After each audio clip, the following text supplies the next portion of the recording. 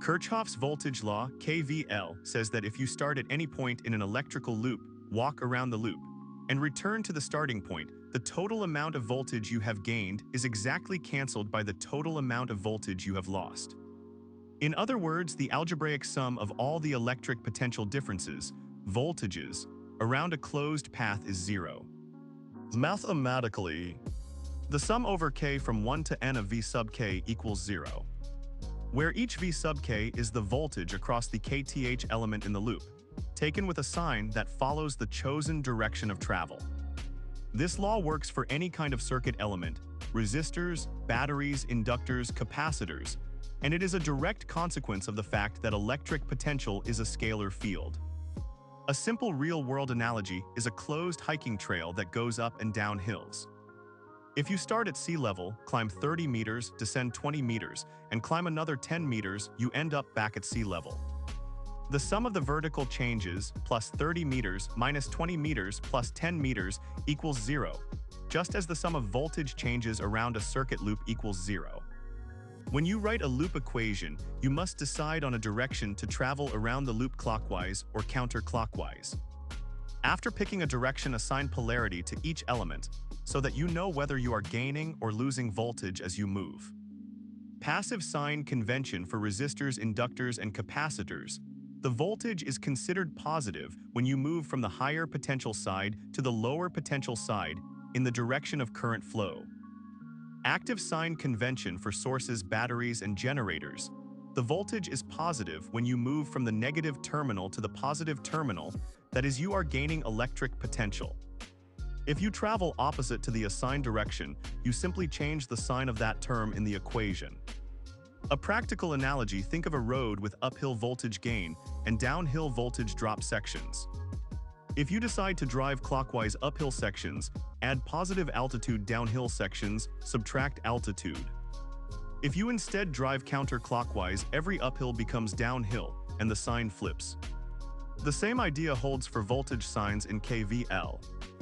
KVL can be proved directly from the principle of conservation of energy. Consider a test charge Q that moves around a closed loop. W equals the closed line integral of E dot dl. Because the electric field in a static circuit is conservative, the line integral around a closed path is 0. The closed line integral of E dot dl equals 0. V sub a b equals negative integral from a to b of E dot dl. Substituting the definition into the closed loop integral gives the sum from k equals 1 to n of v sub k equals 0. This shows that the total energy supplied to the charge by sources equals the total energy taken from the charge by drops across passive elements. In other words, no net energy is created or destroyed in a single loop, exactly the statement of KVL. Explanation: imagine a simple series circuit, a 12-volt battery connected to 3 resistors. R1 equals 2 ohms, R2 equals 3 ohms, and R3 equals 5 ohms. Choose a loop direction clockwise. Assign polarities. The battery rises from minus to plus, gain of plus 12 volts. When moving through a resistor in the direction of current, the voltage drops loss. Write KVLs. Plus 12 volts minus IR1 minus IR2 minus IR3 equals 0. Because the same current I flows through all series elements. Plug in resistor values. 12 minus I2 minus I3 minus I5 equals 0 leads to 12 minus 10, I equals 0. Solve for I equals 12 divided by 10 equals 1.2 amperes. Find individual voltages. VR1 equals IR1 equals 2.4 volts, VR2 equals 3.6 volts, VR3 equals 6.0 volts. Check 2.4 plus 3.6 plus 6.0 equals 12 volts, confirming KVL. Real-world picture: think of water flowing through 3 pipes of different diameters, connected end to end. The pump adds pressure 12 volts, and each pipe causes a pressure drop proportional to its resistance. The total pressure added by the pump equals the sum of the drops, just like voltage in a series circuit. Consider a bridge-shaped network with 2 loops, mesh 1 and mesh 2.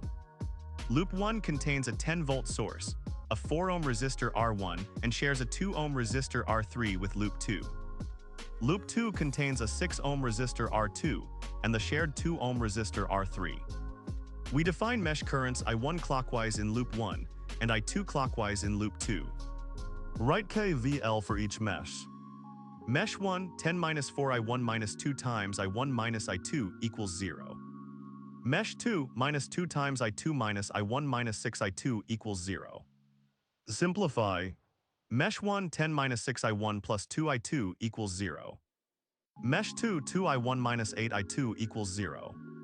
Solve the simultaneous equations to obtain I1 equals 1.33 amperes and I2 equals 0.33 amperes.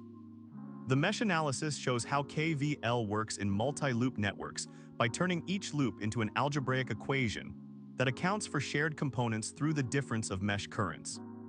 A tangible analogy: imagine 2 parallel roads that intersect at a shared bridge, the resistor R3.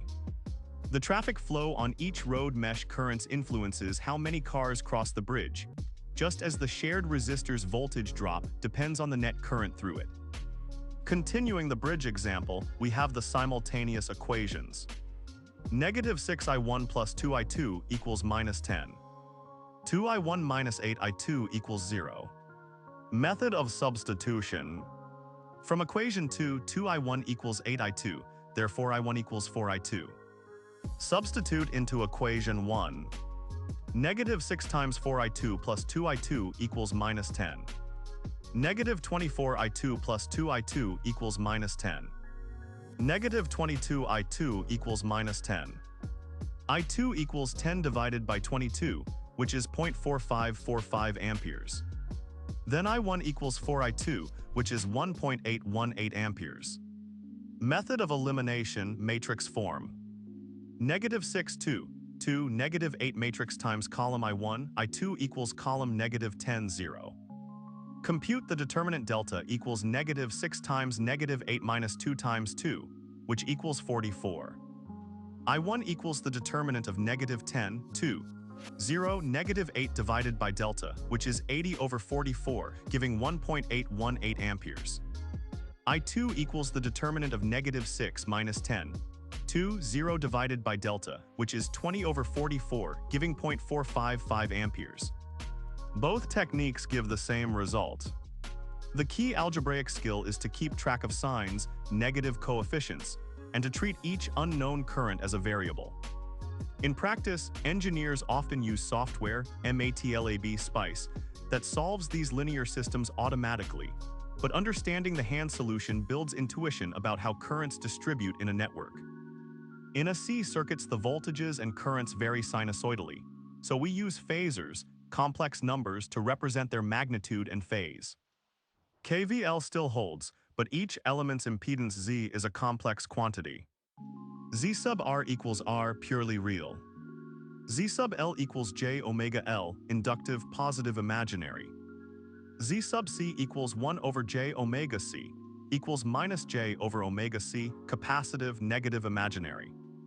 Example, a series loop with a 10-volt RMS source at 0 degrees phase, a 4 ohm resistor, a 0.1 Henry inductor, and a 20 microfarad capacitor, all at a frequency f equals 50 Hz. Omega equals 2 pi f equals 314 radians per second. Compute impedances. Z sub R equals 4 ohms. Z sub L equals J omega L equals J 314 times 0.1 equals J 31.4 ohms. Z sub C equals minus J over omega C equals minus J over 314 times 20 times 10 to the minus 6 equals minus J 159 ohms. Apply KVL phasor form. V tilde sub S minus I times Z sub R plus Z sub L plus Z sub C equals 0. 10 angle 0 degrees minus I times 4 plus J 31.4 minus J 159 equals 0. Combine the impedances. Z total equals 4 minus J 127.6 ohms. Solve for the phasor current. I equals 10 angle 0 degrees divided by 4 minus J 127.6. Convert denominator to polar. Magnitude Z approximately 127.66 ohms, angle Z approximately minus 88.2 degrees.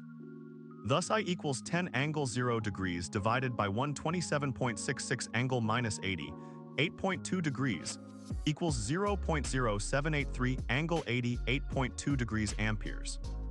The voltage drop across each element is obtained by V tilde sub k equals IZ sub k. Notice how the algebra is identical to KVL, except that we manipulate complex numbers. A real-world analogy.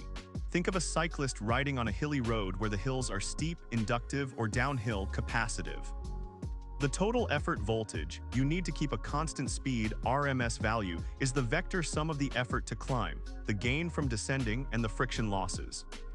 KVL tells you the net effort around the loop is zero when you include the direction, phase, of each contribution.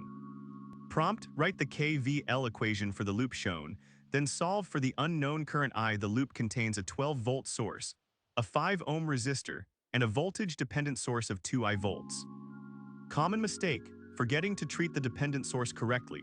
Students often write 12 minus 5I minus 2I equals 0, treating 2I as a fixed drop. Instead of recognizing it is 2I in the same direction as the current, so the equation becomes 12 minus 5I minus 2I equals 0. Arrow 12 equals 7I. The error is usually a sign error. Key point, identify the polarity of every element according to the chosen loop direction. Dependent sources follow the same sign convention as independent sources. Prompt, a circuit has two meshes. Write the mesh equations and find the mesh currents. Common mistake, not accounting for the shared resistor with the difference of mesh currents, using I1 plus I2 instead of I1 minus I2. This leads to incorrect coefficients. Key point, for any element that belongs to two meshes, the voltage drop is Z times the parenthesis I own minus I adjacent parenthesis, when the mesh currents are defined in the same clockwise sense. Prompt, apply KVL to the AC loop and compute the RMS current. The loop contains a 120-volt source at 0 degrees, a 10-ohm resistor, and a 0.05 Henry inductor at 60 Hz. Common mistake, ignoring the imaginary part of the inductor's impedance or mixing degrees and radians when computing omega. Key point, always convert frequency to angular frequency, omega equals 2 pi f. Compute Z sub L equals J omega L and keep the impedance in complex form when solving. Prompt, verify KVL for the given circuit by summing the measured voltages around the loop. Common mistake, adding measured voltages without respecting polarity. A drop measured with a voltmeter may be entered with the wrong sign. Key point, write down the voltage polarity consistent with the direction you walk around the loop before plugging numbers. A study checklist. Choose a consistent loop direction and stick to it. Mark polarities on every element before writing equations. Remember that shared components use the difference of mesh currents. For a C, treat all quantities as phasors and keep track of angles. Double-check sign conventions after you have an equation. A single sign error flips the whole solution. When solving simultaneous equations, verify the solution by substituting back into the original KVL expressions.